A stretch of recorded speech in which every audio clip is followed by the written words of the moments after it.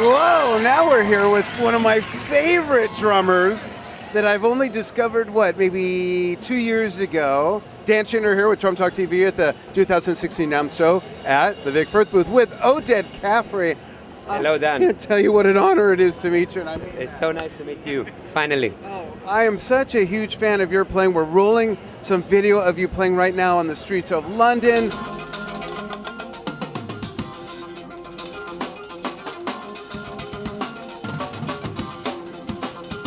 Way up in the mountains by a lake.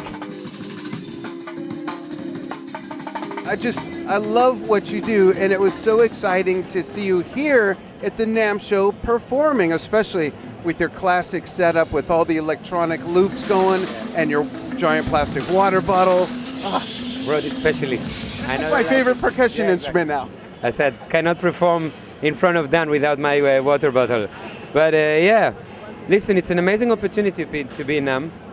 It's an amazing show. So many colorful and interesting artists, and I'm overwhelmed and I'm very thankful. And I want to thank you for your support in what I'm doing. Our pleasure. Tell everybody, how did your work develop? You know, how did your style develop, and working in what you do on the streets, like in London and whatnot? Well, I was starting to play my drums in the bomb shelter in my family home in Israel when I was 10 years old, very influenced by rock. And when I was 16, my family moved to Paris. And that was a great change in the way I perceived rhythm, because in Paris it's full of jazz and African music. So that was a big change. And then I started to learn some classical music. Always, I think my heart is always to explore and to be adventurous. And also I like drummers that are very talkative. Stuart Copeland, for example.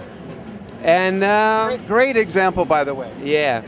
The more Stuart is great, and also the spirit of Stuart and pushing forward. And then I was a session player for a long time, but never really happy with this, because it's not my really nature. And one day in England, 6 years ago, I discovered that I can put my drums in the street, enjoy myself, be recognized, get enough income to survive. And this has been a life-changing experience. And I'm feeling very, very happy. And that brought me here to NAMM.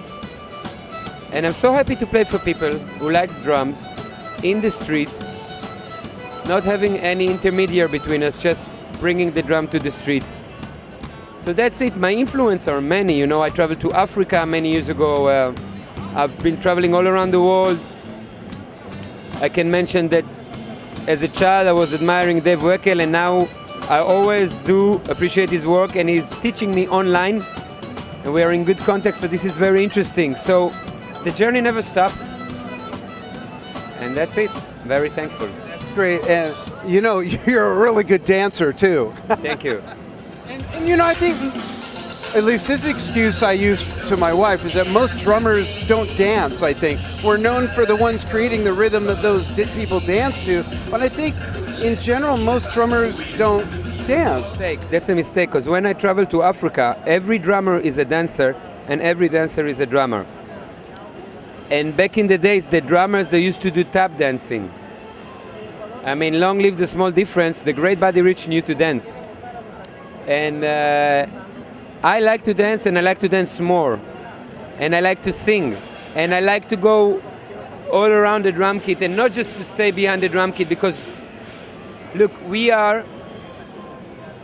the drums, let's not forget, it's a niche. We are crazy about drums. You, I, everybody at Drum Talk, of course. But in order to get the bigger audience, and that's my aim, to appreciate the drums, you need to serve it to them in a way that they will understand it. And that's been a work of life for me. How do you translate the drums? And I feel that little by little I get there, because people all the time came and say, you know what? I never thought I'd be enjoying the drums so much. I never thought a drummer could touch me, you know, and that's because drumming is amazing, drummers are amazing, we are leaders, we are changing the world. Again, Stuart Copeland from the Police. I'm sorry, it's not Sting, you know? And many people, if you look at their biography, they were drummers. Madonna was a drummer, you know? Peter Gabriel was a drummer. And you talked about dancers, and Sammy Davis Jr. and Fred Astaire are both drummers. We're both drummers. Sammy Davis Jr. is like, you have no words. How much talent this guy have, you know, like, forget about it. Yeah. So, what about dancing in NAMM? Anyway, Dan, you are doing a great work. Your support in what I do has been tremendously positive for me. Oh, thank you.